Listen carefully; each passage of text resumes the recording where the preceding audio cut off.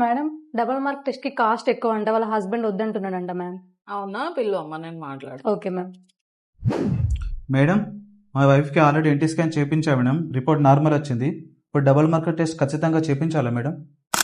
NT scan అనేది మనకి just 65 to 80% sensitivity ఉంటుంది. అది జెనెటిక్ అబ్నార్మాలిటీస్ మనకు అంత క్లియర్గా తెలీదు. అదే డబుల్ మార్కర్ అయితే ఇది స్క్రీనింగ్ టెస్ట్ అనమాట. 95% సెన్సిటివిటీ ఉంటుంది. అదేం లేదు, జస్ట్ బ్లడ్ టెస్ట్ చేస్తారు.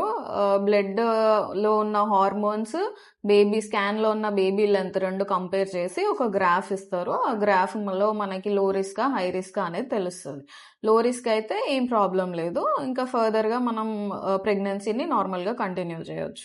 అదే హై రిస్క్ అయితే ఇంకా వేరే టెస్ట్లు, హై టెస్ట్లు ఉంటాయి అన్నమాట. అవి చేయాల్సి ఉంటుంది. NIPT, అమ్నియోసెంటసిస్ అంటే ఉమ్మనీరు పరీక్ష, అవన్నీ చేసుకోవాల్సి ఉంటుంది.